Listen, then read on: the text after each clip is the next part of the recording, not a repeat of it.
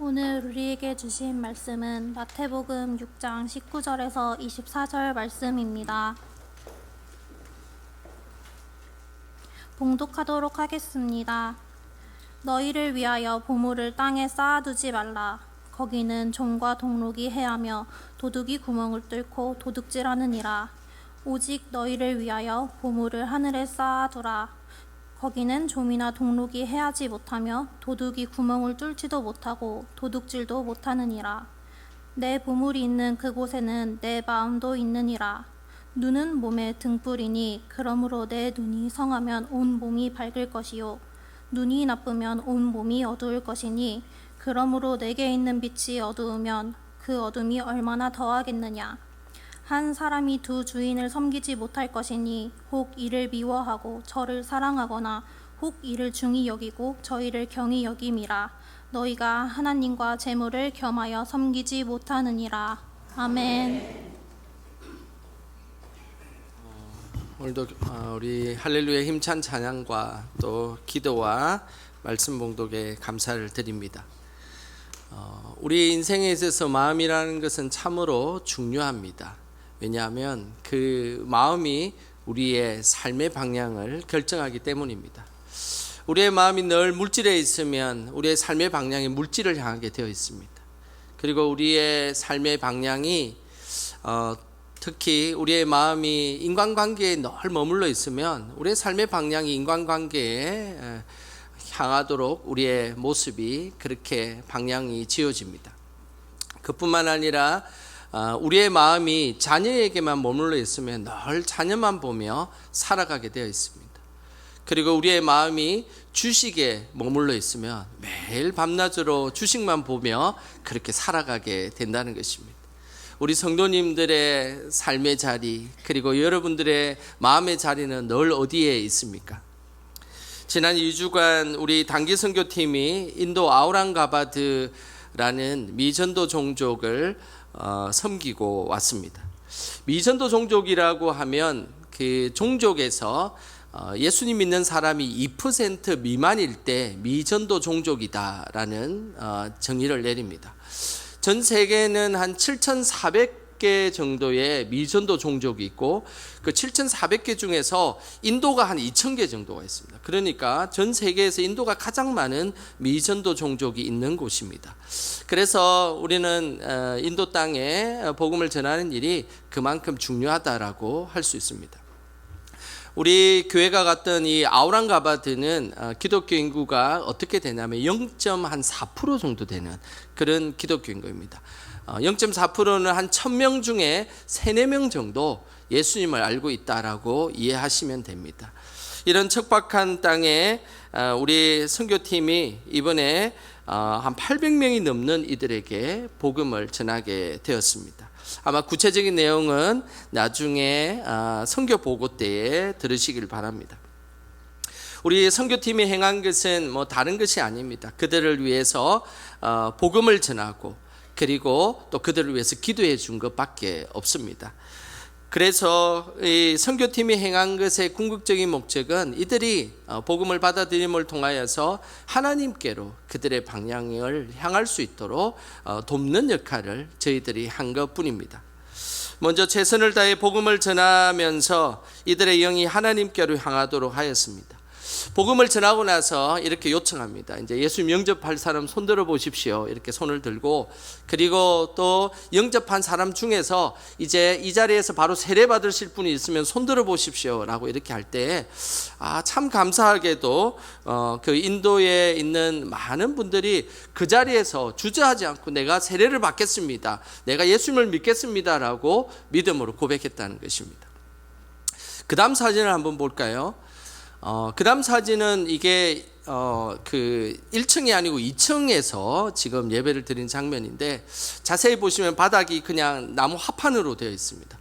그래서 처음에는 한 10여 명 정도 앉아 있어가지고 제가 별로 걱정은 안 했는데 2층인데 나무 합판으로 만든 2층이라 자꾸 사람이 몰려오기 시작했습니다. 그래서 제가 사실은 우리 선교팀에게는 말은 안 했지만 조금 불안했습니다. 왜냐하면 합판으로 된 2층인데 사람들이 처음에 한 10여 명 있다가 한 20명 됐다가 30명 됐다가 우리 선교팀까지 한 40명이 그 2층에 와 있었습니다.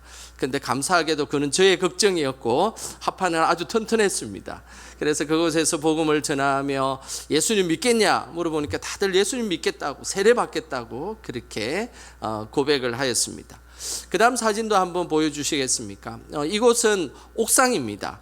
아무 그늘도 없는 땡볕에서 저희들이 또 복음을 전했는데요.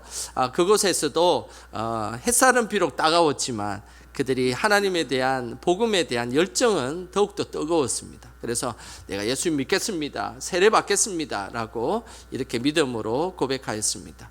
또 그 다음 사진을 한번 보여주시겠습니까?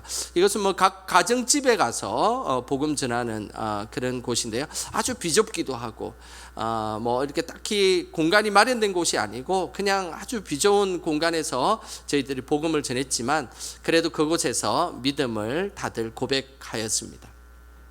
그리고 마지막 사진도 한번 보여주시겠습니까? 이것은 아우랑가바드 현지 교회의 모습입니다. 교회에서 같이 예배드리고 또 손들고 찬양하고, 그리고 이 의자를 세팅을 해놨지만 의자는 뭐 벌써 예배 30분 전에 다 찼고 이렇게 예배 복도에 앉아 있기도 하고, 지금 사진은 다 안 보이는데 앞에는 우리 또 아이들이 이렇게 많이 앉아가지고 그렇게 함께 예배드리는 귀한 시간들이 있었습니다.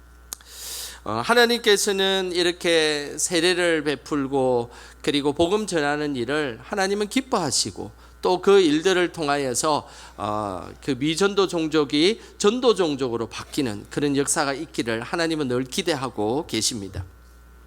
세례를 베푼 후에 또 우리가 하나님께 이들이 더 향할 수 있도록 한 명 한 명 붙잡고 기도하는 시간을 가졌습니다. 비록 사람들이 많을지라도 다 한 명씩 기도 제목을 들어보고 도대체 무슨 기도 제목이 있냐 물어본 이후에 그 기도 제목에 맞게끔 저희들이 함께 기도하는 시간을 가졌습니다. 사진을 한번 보여주시겠습니까? 이 아이는 평생 동안 소리를 들을 수 없는 아이입니다. 그래서 기도 요청하기를 소리를 좀 들었으면 좋겠다라고 해서 제가 특별히 귀를 잡고 이 아이에게 하나님 귀를 열어 주십시오 라고 그렇게 기도했던 장면입니다. 또 그 다음 사진을 한번 보여주시겠습니까? 이 사진은 이 아이는 장애가 있는 아이인데 근 4년 동안 감옥 같은 곳에 이렇게 갇혀 있었던 아이입니다. 그런데 저희들이 온다는 소식을 듣고 그 아이를 데리고 와가지고 그렇게 함께 예배를 드렸고, 그리고 하나님이 이 아이가 잘 걷지를 못해서 하나님 걸을 수 있도록 도와주시고 특별히 환경을 열어주십시오 라고 그렇게 기도했던 아이입니다. 감사하게도 이 아이가 또 이렇게 기도하고 우리 하는 사역하는 교회까지 와서 함께 예배를 드렸습니다. 또 그 다음 사진 한번 보여주시겠습니까? 흰색 옷을 입고 있는 그 가장은 이제 가정의 아버지인데 가정에 어려움이 있어서 여러 가지 힘든 가운데 있었습니다. 그래서 돈을 좀 벌려고 하는데 돈 벌 곳이 없고 직업을 구할 수가 없어서 자살을 하려고 그렇게 마음을 먹었던 아버지입니다. 그런데 하나님께서 또 뜨겁게 저희들이 마음을 다해서 기도한 이후에 이 분이 기도를 받고 나서 눈물을 흘리시면서 그렇게 계셔서 또 제가 너무 안타까워서 안아드렸던 분이신데 이분도 참 기도가 필요한 분이시고요. 그리고 또 한 분은 손가락을 다치셔가지고 이게 의료가 잘 이렇게 서비스를 받지 못하는 지역이다 보니까 손가락 다쳤으면 그냥 다친 대로 그렇게 살아가고 있었습니다. 그들을 위해서 기도하는 시간을 가졌습니다. 그리고 또 한 사진을 한번 보여주시길 바랍니다.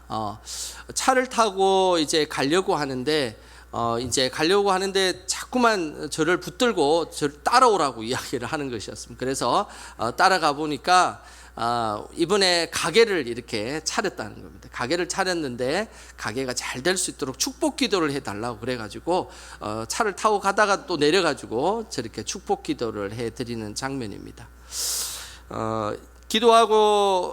기도를 하고 나서 이제 많은 생각들이 많이 들었습니다. 왜냐하면 이 인도 지역에는 너무 우리가 상상할 수 없는 많은 질병들이 있었고 경제적인 어려움도 있었고 그리고 각종 중독들도 있었고 그리고 가정의 불화와 이루 말할 수 없는 기도 제목들이 있었습니다. 그러면서 사역을 마치고 이제 돌아오는 길에 제가 하나님 앞에 그런 마음이 들었습니다. 하나님 저에게 능력을 좀 주셔가지고 돈을 많이 주셔서 그들의 가난을 돈으로 좀 다 해결해 줬으면 좋겠습니다라고 기도하고, 그리고 저에게 더 큰 능력을 주셔서 기도하는 것마다 다 치유의 역사가 일어나가지고 다 해결해 줬으면 좋겠습니다라고 그렇게 기도하였습니다. 분명히 하나님께서 그 당장에 이루어 주시지는 않았겠지만 그래도 하나님께서 분명히 저희들의 기도를 응답하여 주셨을 것입니다. 우리가 할 수 있는 것은 기도하고 복음을 뿌리고 그리고 물을 주는 것입니다. 그것을 치유하고 회복시키고 자라게 하시는 분은 바로 하나님이십니다. 우리는 그런 마음으로 그들이 하나님에게 향할 수 있도록 그렇게 기도했던 것입니다. 선교의 목적은 아닙니다. 선교의 목적은 바로 사람이 드러나는 것이 아닙니다. 선교의 목적은 우리가 지나간 그 자리가 하나님이 드러나고 하나님에게 초점 맞춰지는 것, 그것이 바로 궁극적인 선교의 목적이 되어야 할 것입니다. 우리의 신앙도 늘 하나님께로 향하기를 주님의 이름으로 축복합니다. 오늘 본문에 예수님께서는 우리의 믿음이 하나님께로 향하지 못하는 것이 있다라고 말씀하셨습니다. 그것은 바로 재물입니다. 예수님께서는 우리의 마음이 재물에만 있으면 우리의 믿음은 결코 하나님께로 향할 수 없다라고 말씀하셨습니다. 예수님께서는 우리의 믿음이 하나님께로 향하지 못하는 재물은 이 땅에서 분명한 한계를 가지고 있다라고 말씀하셨습니다. 그 한계가 오늘 19절에 나오는데요. 우리 19절 같이 함께 읽어보겠습니다. 너희를 위하여 보물을 땅에 쌓아두지 말라. 거기는 좀과 동록이 해하며 도둑이 구멍을 뚫고 도둑질하느니라. 예수님께서는 이 땅에 보물을 쌓아주지 말라라고 말씀하셨습니다. 왜냐하면 이 땅에 보물을 쌓아두면 그 보물이 늘 한계를 가지고 있기 때문입니다. 당시에 예수님 당시에 보물이 도대체 어떤 것일까? 그것은 오늘 이 19절을 잘 읽어보면 그때 당시에 보물 세 가지가 나옵니다. 19절에 보면 먼저 좀이라는 것이 나오는데요. 이 좀과 관련된 보물은 겉옷입니다. 당시에 겉옷을 얼마나 오래 입었냐면 우리는 뭐 겉옷 한 10년 정도만 입어도 오래 입는 것이 않습니까? 그런데 10년, 20년 입은 것이 아니고 이 당시에 겉옷은 3대가 걸쳐서 겉옷을 입었습니다. 그만큼 겉옷이 귀하기 때문이죠. 그래서 겉옷을 3대에 걸쳐서 입고 그 겉옷은 정말로 화폐로 대신할 정도로 돈과 맛 교환할 정도로 겉옷은 너무나 귀한 그들의 보물이었습니다. 낮에는 더위를 막아주고 밤에는 추위를 막아주는 텐트와 같은 역할을 했던 것이죠. 그런데 이 겉옷을 이제 나만 입지 않고 나의 아들에게도 물려주고 나의 손자에게도 물려주려면 보관을 잘 해야 되지 않겠습니까? 근데 그때는 보관을 잘 할 수 없어서 특별히 옷을 갉아먹는 벌레들이 늘 이 좀이 있어가지고 그 좀이 이 겉옷을 안 좋게 만들고 구멍을 내고 헤어지게 만드는 역할을 했던 것입니다. 그러면서 예수님께서 하신 이야기가 이 겉옷에 보물이 있을지라도 시간이 지나면 이것은 영원하지가 않고 늘 좀이 먹어서 없어진다라는 것을 우리에게 말씀하신 것입니다. 예수님 시대의 또 하나의 보물은 오늘 19절에 보면 동록이라는 단어가 나옵니다. 동록은 뭐 어려운 말이 아닙니다. 구리에 나온 석에 있는 녹이라는 그런 말입니다. 그래서 동록이다 이런 표현으로 오늘 성경에 기록된 것입니다. 구리를 오랫동안 가지고 있다 보면 이렇게 약간 푸르스름한 녹이 생기지 않습니까? 그것이 오늘 여기 등장하는 동록입니다. 그때 당시에 보물은 이 구리로 만든 장식들이 많았습니다. 귀걸이도 있었고 팔찌도 있었고 그 다음에 반지도 있었고, 그리고 그때에 지금은 이제 잘 보이는 거울이지만 동으로 만든 거울을 대부분 가지고 있어서 얼굴을 보면서 화장도 하고 이 옷 매무새를 이렇게 단정히 하기도 했었습니다. 그런데 문제는 과학적 지식이 없었던 그 시절에는 이 동을 습기 있는 곳에 놔두다 보니까 푸른색 그런 녹이 항상 쓸어 있었습니다.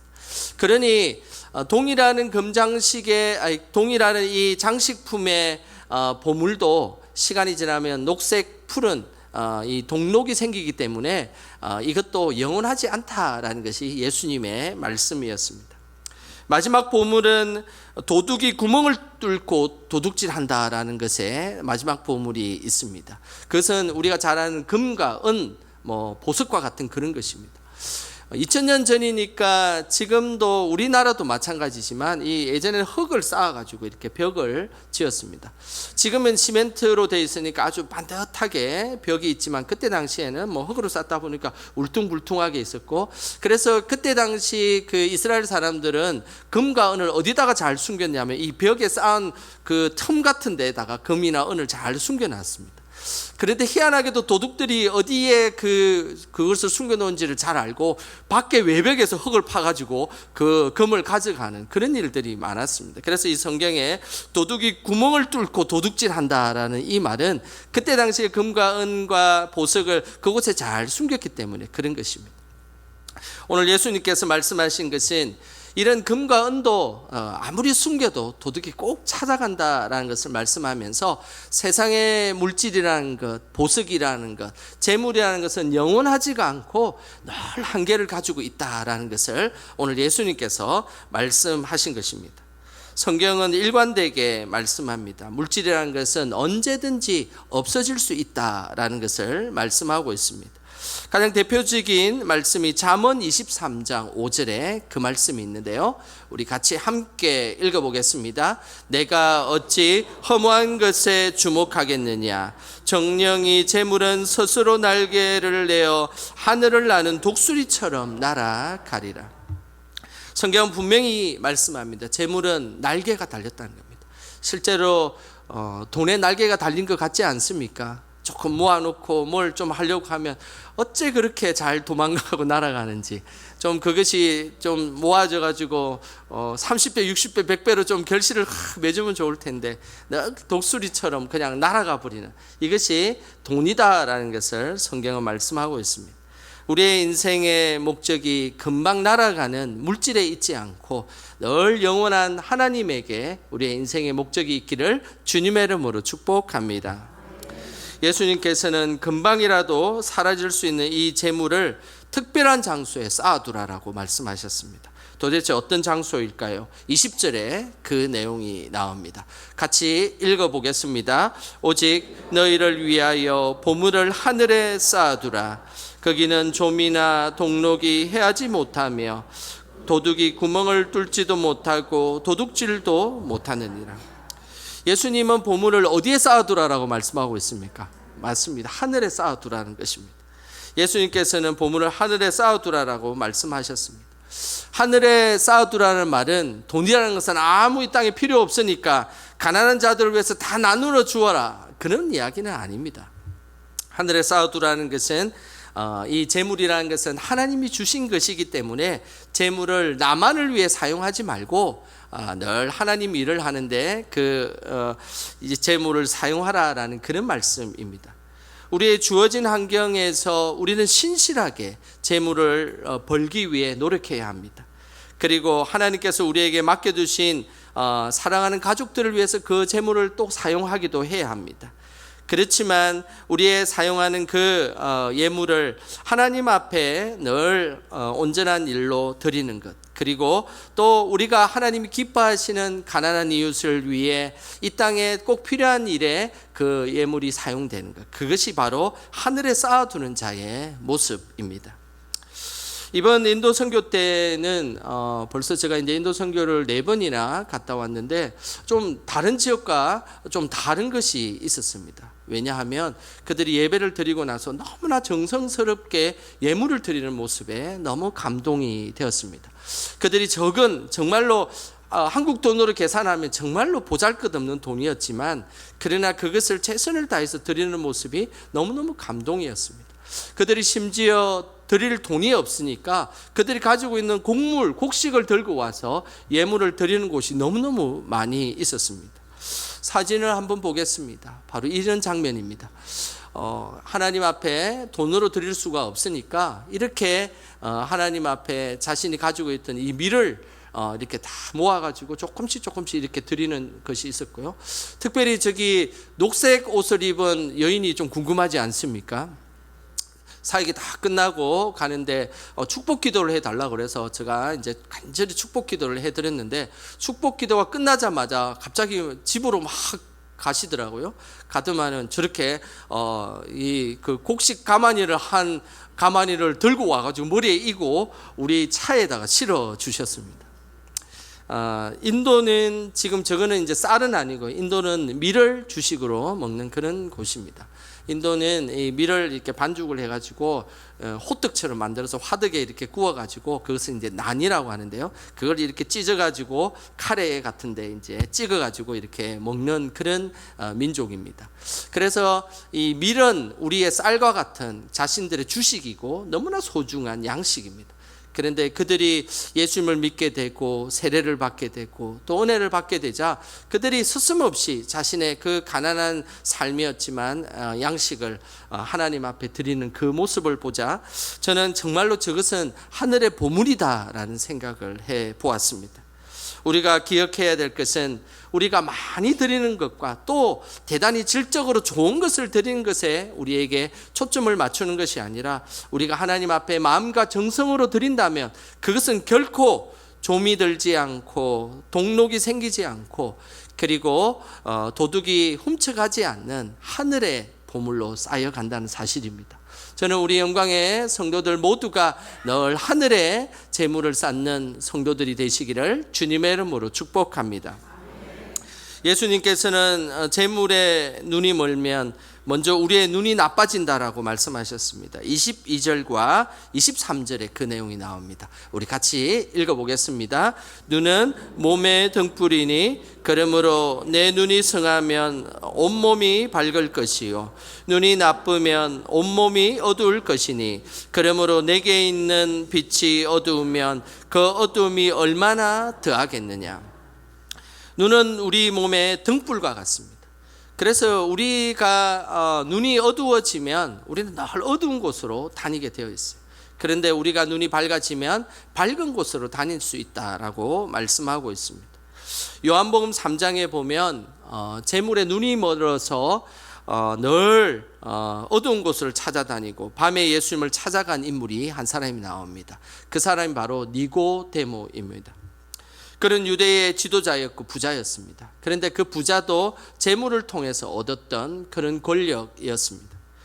니고데모는 재물로 인해서 눈이 어두워졌기 때문에 예수님을 낮에 찾아가지 못하고 한밤중에 찾아갔습니다. 영적으로는 눈이 어두워져 있던 니고데모는 예수님께서 죄삼, 거듭남에 대한 이야기를 하자 도저히 이해가 되지 않았습니다.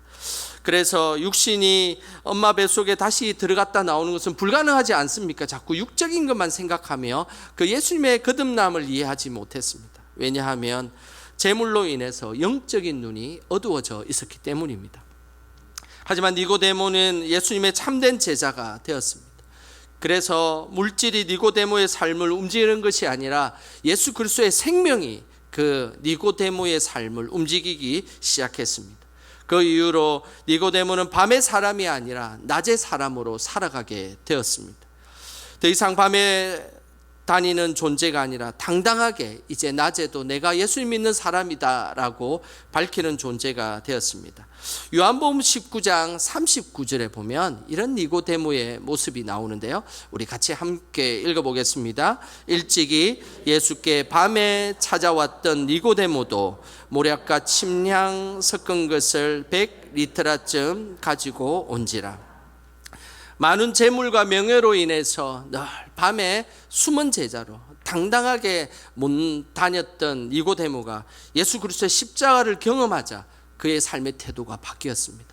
이제 낮에도 당당하게 참된 제자의 모습으로 예수님의 장례를 치러 주었던 것입니다.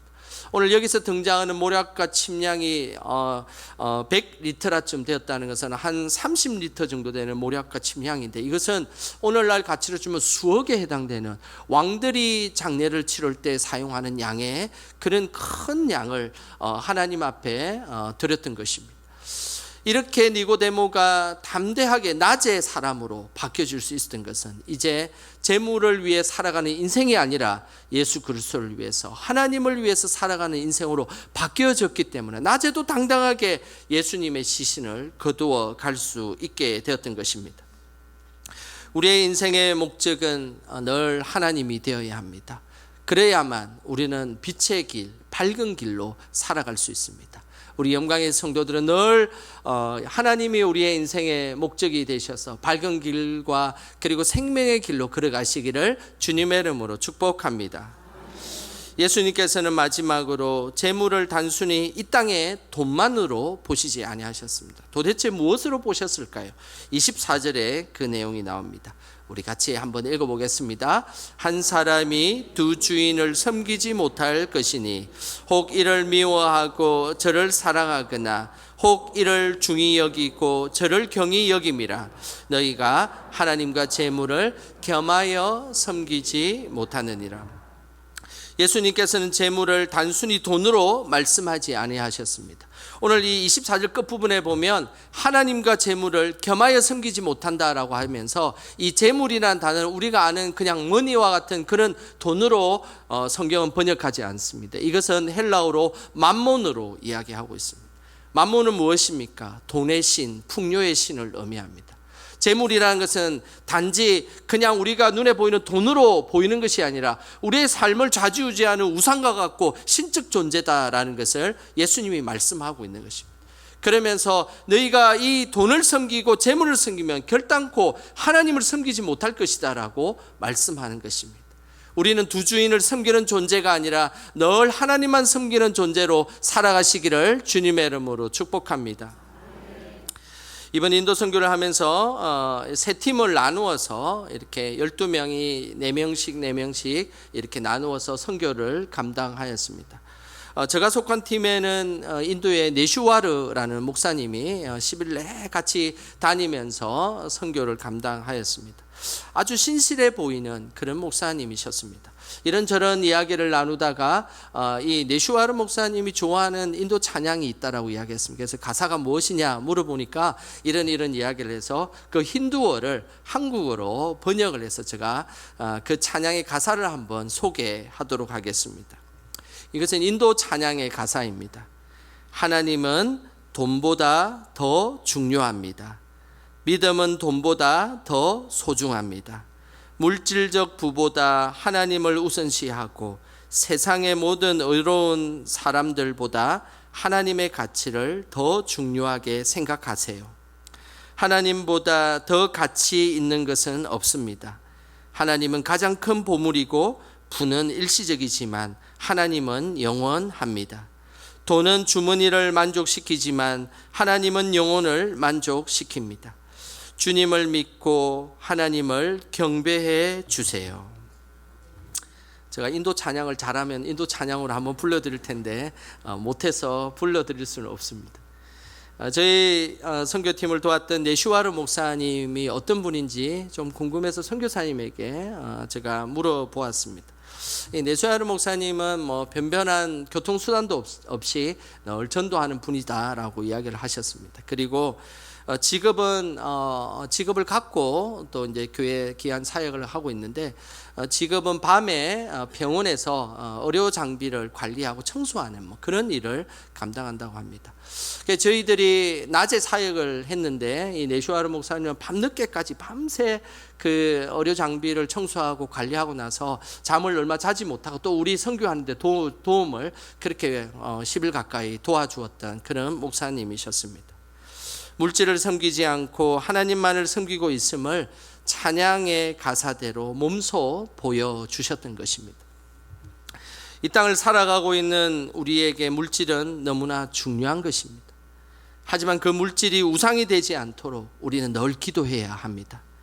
그리고 그 물질을 이 땅에만 쌓아두고 사용하는 존재가 아니라 하늘에 쌓아두는 존재가 되어야 할 것입니다. 이것이 하나님만 섬기는 우리의 모습이 되어야 하는 것입니다. 평생에 내 마음에 늘 하나님에게로 향하기를 축복합니다. 그래서 우리가 우리의 물질을 이 땅에만 쌓아두고 사는 삶이 아니라 늘 하나님에게 이 물질을 아름답게 사용하여서 더 많이 하나님 나라의 물질을 쌓아두는 우리 영광의 성도들 다 되시기를 주님의 이름으로 축원합니다. 기도하겠습니다. 하나님 아버지, 이 땅을 살아가는 우리들에게 하늘 소망 갖게 하심을 감사드립니다. 우리의 인생이 물질만을 쫓아가는 인생이 되지 않게 하시고 항상 하나님께로 향하는 우리들이 되게 하옵소서. 우리의 눈이 세상의 것에 의해서 어두워지지 않게 하시고 하나님만 바라봄으로 우리의 눈이 밝아지게 하옵소서. 우리의 삶이 하늘의 보화를 많이 쌓아서 하늘에서 부유한 자가 되게 하옵소서. 예수님의 이름으로 기도드립니다. 아멘.